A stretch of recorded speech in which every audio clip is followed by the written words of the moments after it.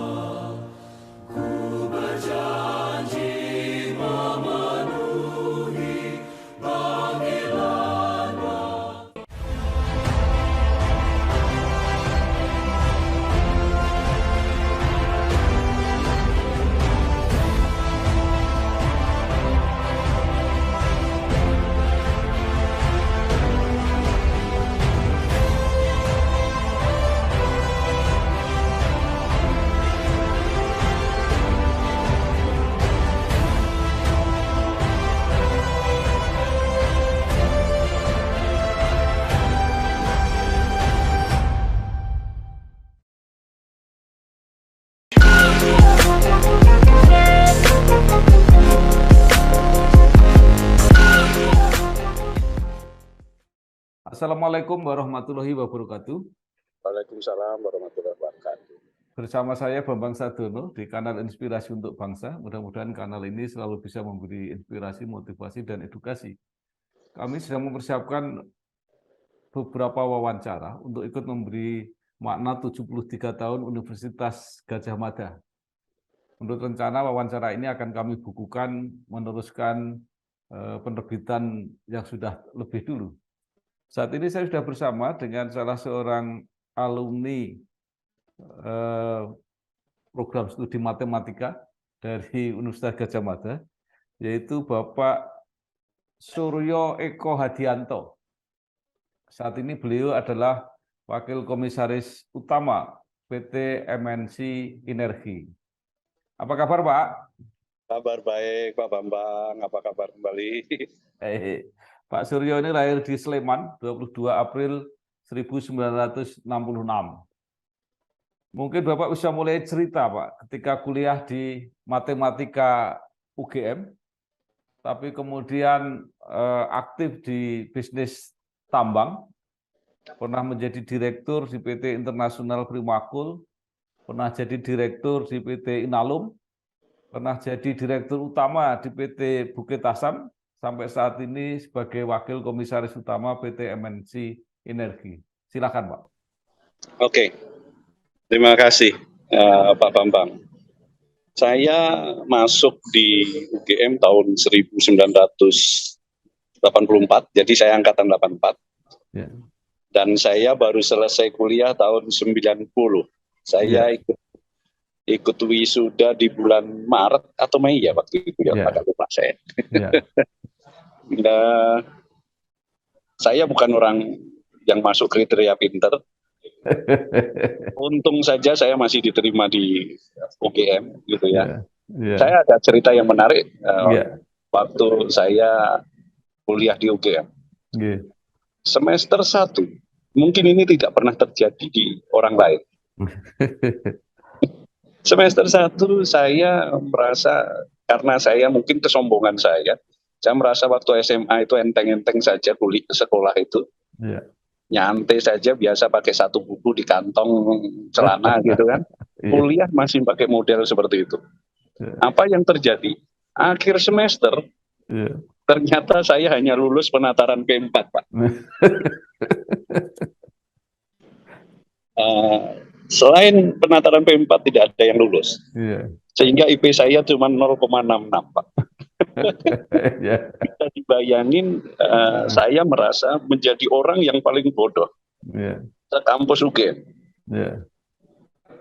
Kalau waktu SMA saya berpikir ada teman saya yang paling bodoh itu, saya memandangnya seperti apa, posisinya seperti apa. Nah sekarang posisi itu ada di saya.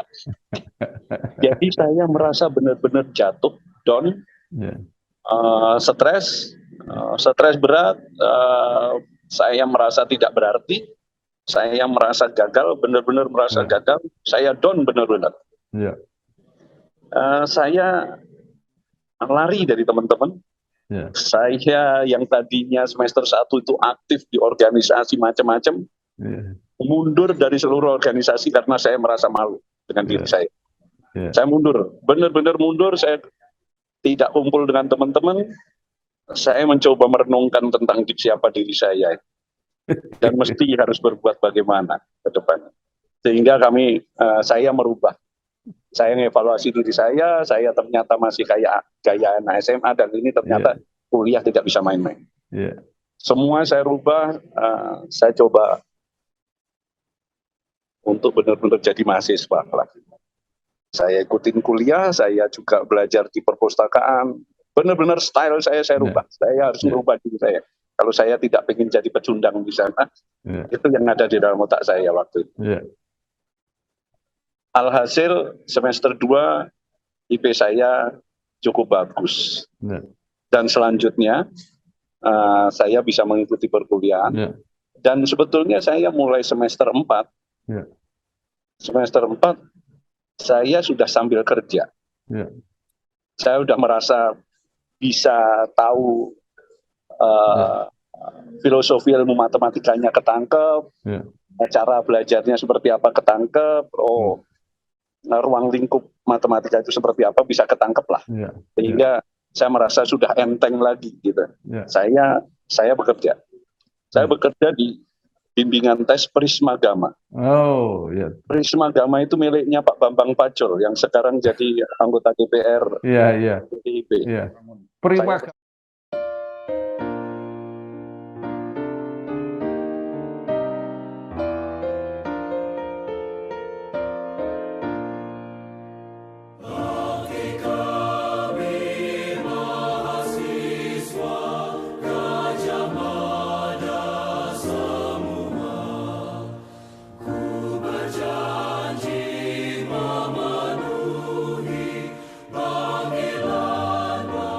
Primagama atau Prismagama, Pak?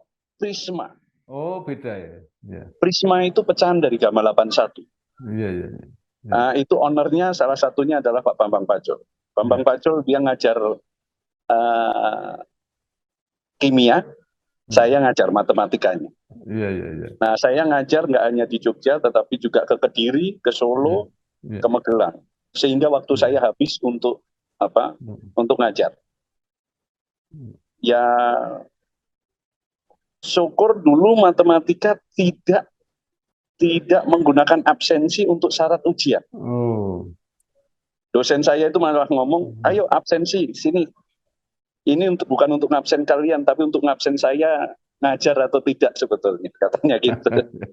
Jadi memang tidak ada syarat bahwa kalau ujian harus 75% absensi masuk, itu tidak. Tidak ada. Jadi kalau mengajar itu justru seperti belajar, Pak ya? Ya sebetulnya tidak ngajar kan, hanya pelajarannya kan level SMA, jadi ya enggak seperti itu juga. Tapi itu paling tidak menjadi pengalaman. Harus hidup karena orang tua saya hanya guru SD, adik saya sudah mulai masuk kuliah dan nggak kuat membiayai kuliah pada saat itu kalau saya nggak cari kerja. Kasihan adik saya nggak bisa kuliah, makanya saya bilang ke orang tua, saya akan ngekos, saya akan cari kerjaan, dan mulai semester 4 saya kerja.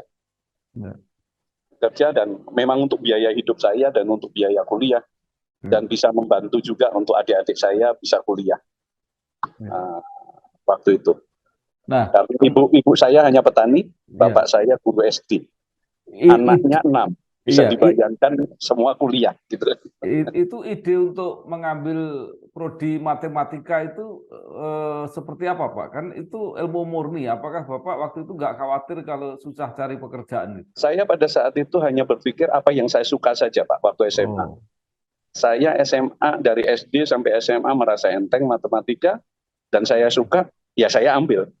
Saya karena saya dibesarkan di lingkungan petani dan bapak saya hanya guru SD. Bapak saya pun tidak tahu kalau kuliah fakultas apa, nantinya kerjanya di mana.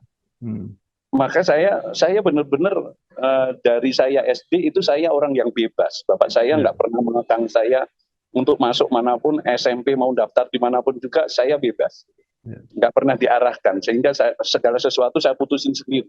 Termasuk saya ngambil matematika itu pun hanya karena pertimbangan saya suka dan saya merasa ringan mempelajari matematika. Gitu. Kan sepanjang karir Bapak itu akhirnya di tambang, Pak. Dan sekarang tambang terutama batu bara ini kan booming ya, baik ekspornya maupun harganya bagus. Kalau menurut Bapak ini sampai kapan ini situasi seperti ini? Kalau saya melihatnya begini, ini batu bara ini mau tidak mau kayak life cycle of product, suatu saat akan turun harganya. Tahun 90-an harga batu bara sangat rendah. Terus melonjak secara tren naik terus, tetapi saya melihat ini ke depan akan ada ancaman yang cukup besar dengan adanya isu environment, ya, isu lingkungan hidup, isu climate change, dan penolakan masyarakat dunia, penolakan perbankan dunia terhadap bisnis batu bara sudah sangat masif. Ya, hari ini kita tertolong oleh harga batu bara yang cukup bagus karena adanya perang antara Rusia dengan Ukraina. Itu yang paling dominan adalah itu. Di sisi lain sebetulnya ada sentimen antara Cina dengan Australia. Ya, ini sentimen Cina dan Australia sehingga batu bara Australia tidak bisa diterima oleh Cina. Sehingga pasarnya menjadi apa itu? Produsen Cina nggak punya pasar lain, gitu kan?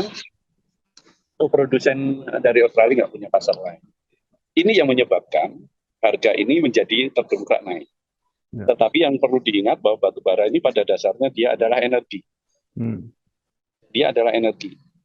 Sepanjang sejarah, sepanjang data statistik yang saya pelajari, yang namanya harga energi, selagi dia masih energi, itu secara tren tidak pernah turun. Tren, ya, saya orang statistik jadi ngomongnya kalau trennya tidak pernah turun, dia selalu naik. Jadi bisnis batu bara tetap menjanjikan bagi saya untuk ke depan.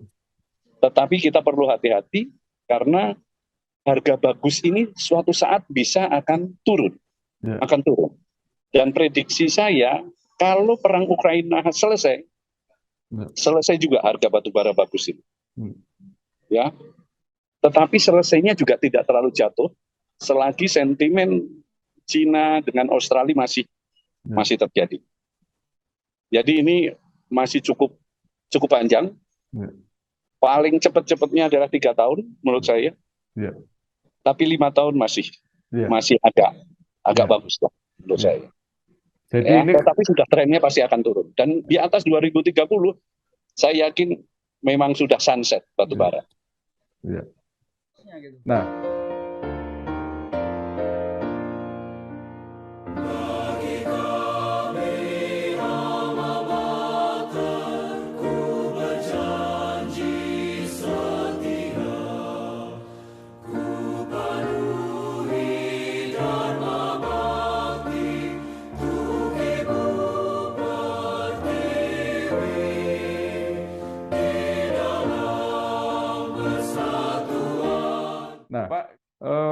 Bapak setelah sekian panjang ya menggeluti bisnis tambang terutama batu bara, kemudian memimpin PT Bukit Asam menjadi dirut. Itu apa yang Bapak persiapkan di situ juga untuk menghadapi masa depan batu bara yang menurut Bapak dari suatu saat pasti akan sunset? Iya. Sejak awal saya juga menyadari bahwa ini pasti ada life cycle of product itu di bisnis apapun terjadi. Maka dimanapun juga saya memegang bisnis, saya harus sudah mempertimbangkan bahwa suatu saat akan ada life cycle of product di mana terjadi decline. Nah, hanya perusahaan yang sudah mempersiapkan bisnisnya untuk bertransformasi sebelum terjadinya decline, dialah yang akan kuat, yang akan sustain secara jangka panjang. Karena apa? Pada saat sudah terjadi decline, kekuatan keuangan, kekuatan perusahaan, kesehatan perusahaan udah jelek, baru mau hijrah pindah tidak mungkin. Karena apa? Yang namanya perubahan pasti ada dampak terhadap kondisi keuangan perusahaan. Dan untuk hijrah butuh kekuatan modal dan kepercayaan juga. Nah, makanya timing yang tepat adalah pada saat harga sedang membaik kayak gini, kita melakukan inovasi untuk hijrah dari bisnis batubara. Nah, itu yang kami lakukan di Bukit Asam pada saat itu. Jauh-jauh hari kita sudah mempersiapkan. Langkah pertama kami adalah masuk ke produk derivatif dari batubara. Itu harus dipersiapkan. Sehingga di saat batubara nanti dijual as is tidak laku, kita sudah punya produk turunan. Karena apa? Bukit Asam memang menguasai cadangan yang cukup besar. Ada sekitar 3 miliaran ton. Reserve itu, cadangan mineable. Itu ada 3 miliar. Jadi ini yang harus dipersiapkan untuk ke depannya. Jadi diversifikasi harus sudah segera dimulai. Saya membawa Bukit Asam untuk masuk ke energi dan kimia. Ya, roadmap-nya adalah perusahaan energi, setelah itu menuju perusahaan kimia. Karena perusahaan kimia berbasis karbon, senyawa karbon itu hampir semua kehidupan ini membutuhkan. Ya, maka dengan kita berangkat menguasai batubara, di mana batubara merupakan senyawa karbon, ini merupakan modal besar untuk kita bisa masuk ke bisnis kimia berbasis karbon. Ya, jadi itu Pak roadmap waktu saya pimpin Bukit Asam, yaitu masuk energi. Setelah masuk energi, kita melangkah ke energi dan kimia. Setelah masuk ke sana, kita akan masuk ke green business. Kita mulai masuk ke manajemen karbon dan sebagainya dan sebagainya.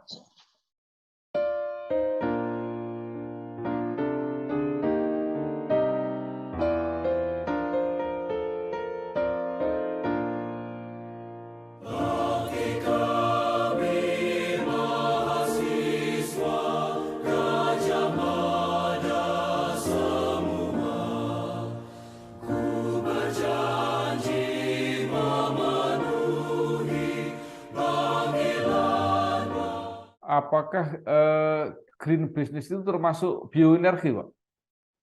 Di mana, Pak? Termasuk bioenergi. Termasuk bioenergi. Bioenergi itu termasuk di dalam green business. Karena dia merupakan renewable dan relatif dengan bioenergi ini menjadi ramah lingkungan, Pak. Energi yang kita bakar. Jadi artinya apa? Akan menanam di lahan-lahan tambang seperti itu, Pak? Jadi begini, lahan tambang yang kita buka itu kan ribuan hektar. Kita bisa menanam tanaman-tanaman replanting yang memang bisa kita pakai untuk bioenergi. Salah satunya adalah untuk palem. Itu bisa untuk sebagai bahan. Sekarang biodiesel pun berangkatnya kan dari CPO. Campuran antara CPO dengan minyak atau minyak diesel. Jika ada biodiesel, kita memang melangkah ke sana. Karena apa? IUP itu mempunyai lahan yang PTBA khususnya pada saat itu memiliki lahan hampir 99.000 hektar. 99.000 hektar lahan IUP-nya. Jadi ini potensi untuk kita lakukan masuk ke bioenergi. Selain itu Pak, juga karena kita berada di Khatulistiwa, maka intensitas cahaya sinar matahari juga cukup besar. Sementara lahan bekas tambang juga ribuan hektar. Dan kita tahu persis bahwa untuk 1 hektar lahan itu ekuivalen dengan 1 megawatt listrik kalau itu digelar panel surya. Makanya Bukit Asam kita arahkan untuk masuk lahan-lahan bekas tambangnya untuk dipasang panel surya. Kita masuk ke PLTS, di mana kita tidak perlu membebaskan lahan lagi, sehingga biayanya terejus gede banget gitu ya. Nah, sekarang Bapak di MNC Energi yang baru saja mengumumkan juga bahwa jadi Bapak sekarang di MNC Energi yang baru saja mengumumkan keuntungannya juga cukup besar. Nah, apa yang ingin Bapak usulkan untuk ke depannya, Pak ini? Mohon maaf bisa diulangi karena ya baik. Nah, Bapak sekarang berada di MNC Energi yang juga sedang baru saja mengumumkan keuntungan yang cukup besar. Nah, apa yang Bapak usulkan untuk kedepannya ini? Oke, untuk kedepannya ada beberapa hal yang harus dipahami, bahwa bisnis batubara suatu saat juga akan mengalami penurunan. Tadi sejak awal saya katakan.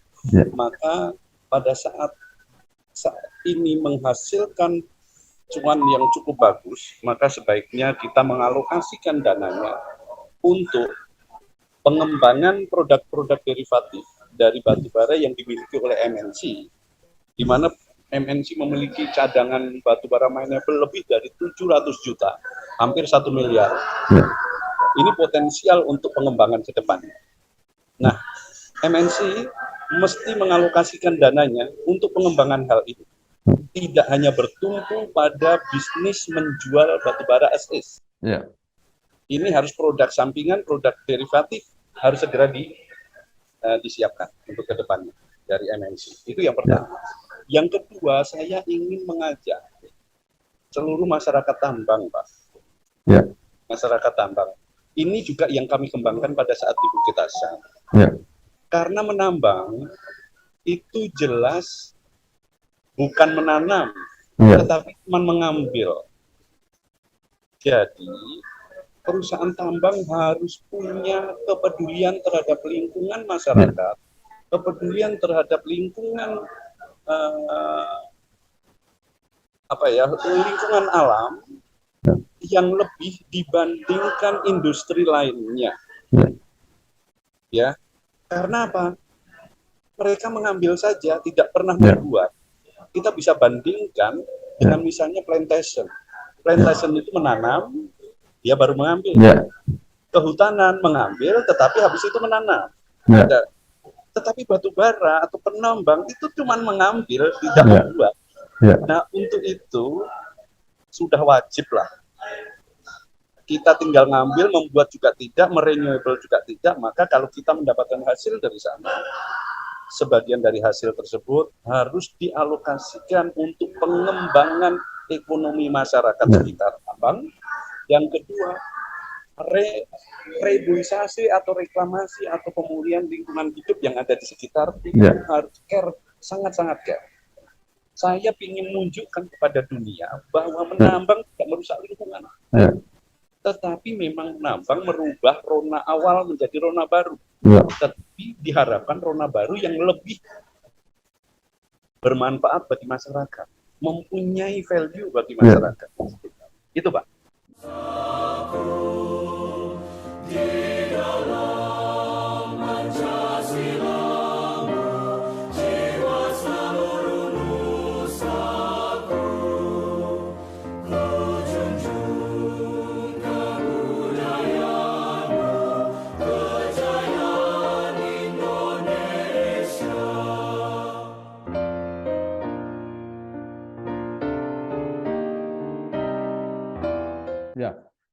Tapi biasanya itu Pak, bekas-bekas tambang itu kecuali lahannya itu menjadi sangat tidak tidak terurus, itu juga biasanya tidak subur untuk ditanami, Pak. Itu seperti apa kiatnya? Oke, pada dasarnya area bekas tambang itu kan ini sebuah tanah yang digali cukup dalam. tanah pada kedalaman tertentu itu sudah tandus. Ya unsur haranya kan pada hilang. Kadar asamnya tinggi. Memang dia akan membuat air menjadi asam. Tanahnya sulit untuk ditanami. Nah, inilah yang harus ditreatment sehingga pada saat nambang harus dilakukan proses penambangan dengan mengindahkan kaidah best practice penambangan. Salah satunya adalah topsoil itu harus dipisahkan. Pada saat tambang sudah ditutup kembali, atasnya kita hamparin tanah topsoil supaya kembali seperti semula. Kondisi pertama. Yang kedua, kita harus melakukan rekayasa teknologi supaya mengembalikan kadar kondisi tanah yang unsur hariannya berkurang ini dengan rebuisasi tanaman-tanaman yang mudah tumbuh dan sebagainya dan sebagainya. Ini harus kita lakukan. Kita tidak bisa melakukan pembiaran yang seperti itu. Ini yang harus dilakukan dan kita harus care. Makanya dari tadi saya sampaikan kita harus care dengan lingkungan hidup maupun lingkungan sosial. Tadi sejak awal. Dan sebetulnya alokasi dananya enggak terlalu mahal. Kalau kita mau tidak juga membuat biaya produksinya naik tinggi, tidak. Asal kita urus dengan benar. Dan saya sudah bisa tunjukkan pada saat saya ngelola Bukit Asam, 8 kali berturut-turut Bukit Asam memperoleh proper emas. Artinya apa? Kita sudah bisa mengelola lingkungan hidup maupun sosial dengan baik. Itu, Pak. Ya. Menarik sekali.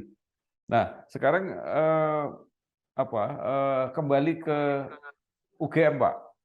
Jadi apa saran Bapak atau motivasi Bapak kepada mahasiswa, terutama yang di matematika, di MIPA, di ilmu-ilmu murni itu, supaya bersemangat dan bisa mengikuti tadi jejak Bapak bagaimana menyesuaikan dengan dunia baru yang mungkin sama sekali tidak terbayangkan gitu. Oke, saran saya kepada adik-adik ataupun semua teman-teman dari UGM, yang pertama UGM dikenal sebagai universitas kerakyatan, universitas perjuangan.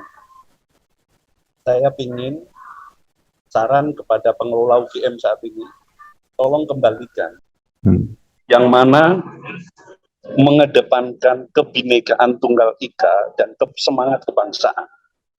Jangan sampai kampus kita terkontaminasi oleh paham-paham yang kurang pas. Itu yang pertama.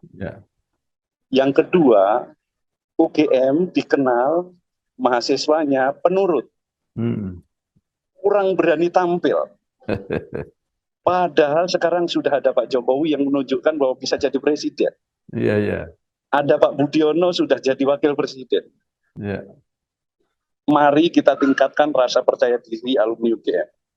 UGM adalah kampus terbaik Indonesia loh. Harus berani menunjukkan dan berkontribusi lebih banyak lagi bagi bangsa ini.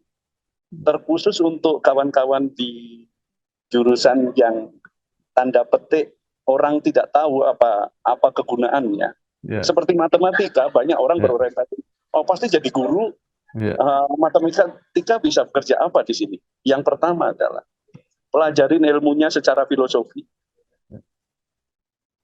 dan punya rasa percaya diri dan rasa ingin tahu bahwa ilmu kita bisa digunakan untuk berbagai bidang. Dengan catatan kita mau belajar dan mempelajari di luar bidang kita dengan mengaplikasikan ilmu kita.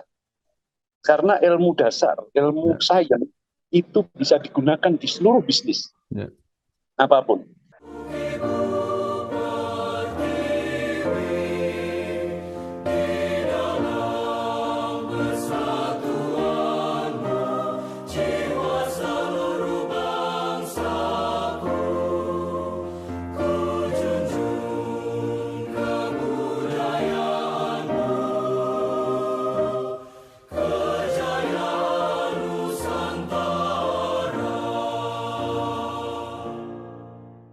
Hanya kadang parameternya yang kita belum kenal. Sebagai contoh di dunia keuangan, apa itu interest, apa itu net present value, apa itu rasio-rasio keuangan, ternyata itu bagi orang matematika itu formula yang sederhana banget, masih sangat dasar. Itu hanya deret matematika, deret geometri, dan sebagainya. Ini hanya suku ke N, ini hanya... Nah, itu bisa nggak kita men-switch dari ilmu yang sangat general menjadi faktor, menjadi diperkaya dengan ilmu-ilmu lain, sehingga kita tinggal ngambil, oh ternyata ini kalau di matematika cuman ini kok. Kalau gitu pengembangannya masih seperti ini, kalau terjadi ini, berarti di sana terjadi ini, akan jauh lebih cepat logik kita. Modal saya sebetulnya cuman itu, Pak. Begitu saya pelajari tambang, oh tambang ternyata kayak geologi. Bagaimana mereka menentukan penyebaran kandungan batu bara ya? Oh ternyata intinya adalah ekstrapolasi dan interpolasi dari data bor. Padahal kalau ekstrapolasi dan intrapolasi itu kan orang matematika jagonya itu bikin formula-formulanya gitu kan. Bisa bikin formula yang lebih detail lagi gitu loh. Tidak sekedar bertunggu. Nah ini rasa PD itu yang harus di-create, dan saya berharap Gajah Mada lebih membuka diri dengan perubahan metodologi cara belajar mengajar yang ada. Dan mungkin juga saya berharap lebih memperbanyak kerjasama dengan university yang cukup ternama di luar, supaya alumni kita juga lebih punya pride pada saat berkompetisi. Dan saya yakin Gajah Mada itu sangat diperhitungkan di dunia bisnis. Ya, baik. Luar biasa sekali apa yang sudah disampaikan Pak Suryo Eko Hadianto, Wakil Komisaris Utama PT MNC Energy. Mudah-mudahan berguna, memberi semangat kepada generasi muda yang kemudian bekerja tidak pada bidang yang seperti ketika belajar. Tapi Pak Suryo sudah membuktikan berhasil mencapai puncak-puncak karir di bidang itu. Semoga menginspirasi dan memotivasi Pak Suryo. Selamat bekerja, sukses. Matur nuwun. Matur nuwun Pak Bambang. Salam sukses, salam hormat. Wassalamualaikum warahmatullahi wabarakatuh.